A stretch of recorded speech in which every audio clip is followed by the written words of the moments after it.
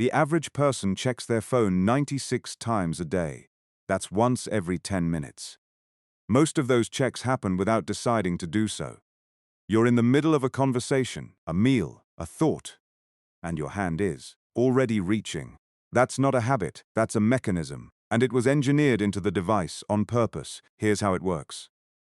In the 1950s, psychologist B.F. Skinner ran a series of experiments on rats. He put them in boxes with levers.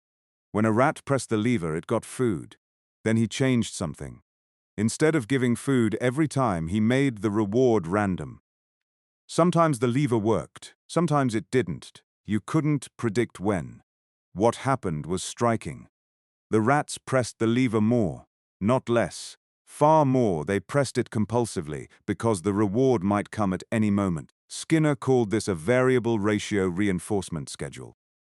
It's the most powerful reward pattern ever studied in behavioral psychology. It's also the exact mechanism casinos use in slot machines.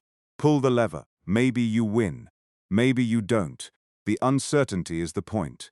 Uncertainty is what drives the behavior. Your phone works the same way. Here's the part most people misunderstand about dopamine. Dopamine is not a pleasure chemical. It's the anticipation chemical. It doesn't release when you get a reward. It is released when you expect one to. Be coming. Every time you pick up your phone, your brain floods with dopamine. Before you see anything, the act of checking is the trigger, not what you find.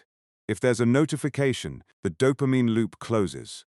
Your brain registers the reward and reinforces the behavior. Check again next time. If there's nothing, that's not a signal to stop. For a brain running a variable reward loop, the absence of reward means the next check might be the one that delivers. This is why you check immediately after you just checked. You already know there's nothing new. You check anyway. That's the variable ratio schedule. Running against your better judgment. This isn't an accident. Tristan Harris spent 3 years as a design ethicist at Google. When he left, he described in detail how apps are engineered to trigger exactly this loop. Pull to refresh. The gesture you use to load new content is functionally identical to pulling a slot machine lever. The slight delay before new content loads mimics the spinning reels. Both are waiting to see if you won. Notification sounds are Pavlovian triggers. After enough repetitions, the sound alone creates the anticipation.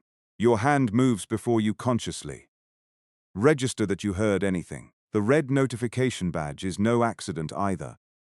Red triggers the brain's threat detection system.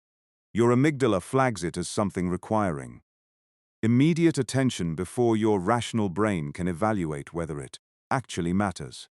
These aren't oversights. They're design decisions backed by behavioral science. There's a second system driving phone checking that has nothing to do with slot machines. Humans are social animals. For most of human history, your social standing determined your survival. Being liked, included, and informed about group activity wasn't a preference, it was essential. Your brain has evolved a dedicated system for monitoring social information. A region called the dorsomedial prefrontal cortex is always scanning. How do people see me? Am I included? What am I missing? Your phone delivers social data. Texts, likes, comments, reactions. Each check this is a status update for this ancient monitoring system. Being out of the loop once felt like a real threat. Your amygdala doesn't distinguish between missing a tribal council and missing a group chat. It flags both with the same low-level urgency.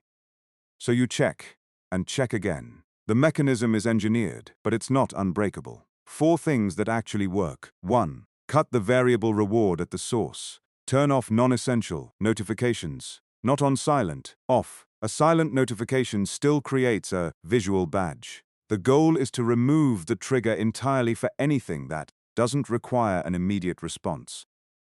2. Switch from event-driven to time-driven checking, instead of checking. When your brain fires the urge, schedule 2 or 3 windows during the day. When you check intentionally, you're not removing the behavior. You're taking it off the variable schedule and putting it on a fixed one. Fixed schedules don't produce compulsive behavior. 3. Add physical friction. If your phone is in your pocket, picking it up costs almost nothing. If it's in another room, the effort breaks the automatic. Reach. 10 seconds of friction is enough to interrupt a habit loop before it completes. 4. Name what's happening when you feel the urge. The urge to check is dopamine anticipation, not information need. My brain wants a variable. Reward is a different experience than I need to check my phone. It creates distance between the urge and the action. Distance is where choice lives. You're not weak, you're not undisciplined. You're running a reward loop that was engineered by teams of behavioral scientists whose job was to make it as hard to break as possible. The slot machine in your pocket isn't a coincidence. It's the product. Knowing the mechanism is the first step to running it on your terms instead of theirs. If this changed how you think about your phone, subscribe. Next video. Why? Handwriting beats typing for learning.